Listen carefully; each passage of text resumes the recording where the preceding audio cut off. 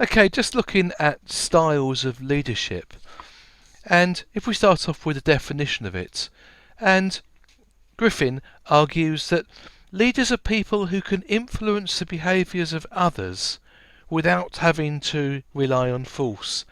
Perhaps it's through their charisma, possibly. And that leaders are also people whom others accept as leaders. If we move on to compare leadership with management, okay, and if we think about the role of leadership, and leadership is very much the act of establishing direction and purpose and all the necessary capabilities among a group of people. And that leaders do have certain qualities, and these qualities are things like the vision and the ability to influence others. Management, on the other hand, their role is more the organising of human and physical resources to achieve the business aims and the business objectives. And the manager's role includes things like setting objectives, coordinating activities, and reviewing performance. We look at different styles of management, and we've got the autocratic or the authoritarian style of management, with the features being that the manager retains his ultimate control and takes all the decisions. There's little consultation with workers, and the subordinates are expected to obey instructions.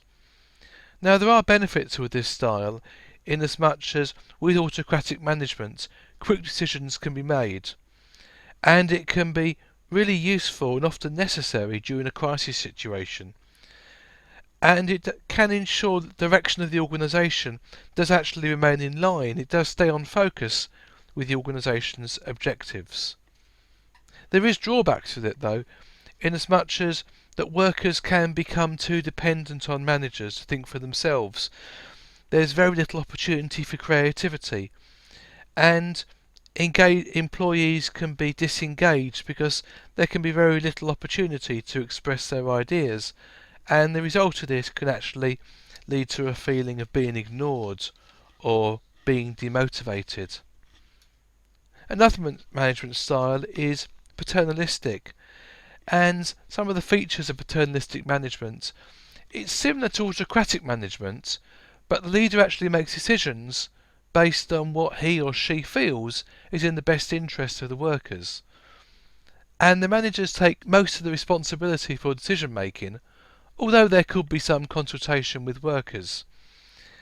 The benefits with it, well, employees feel valued, and the employees or the workers may be persuaded that decisions are made in their interests.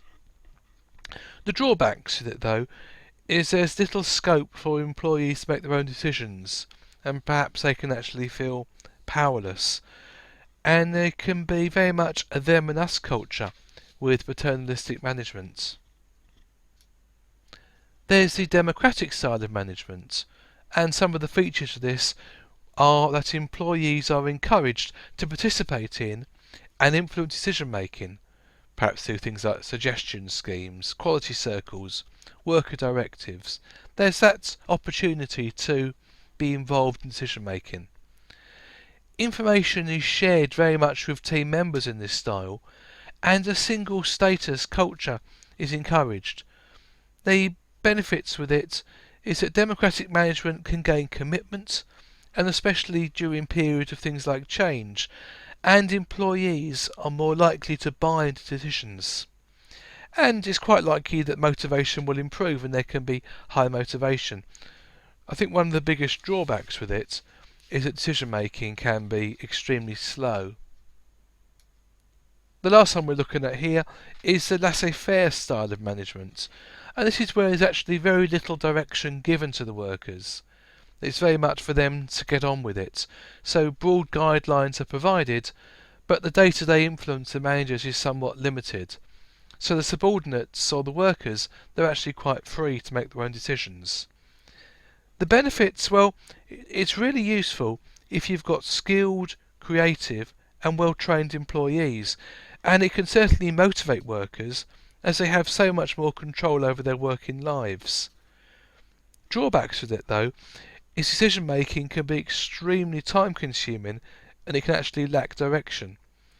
And ultimately, it could lead to sort of chaos in good teamwork and feedback if there's not really good working relationships.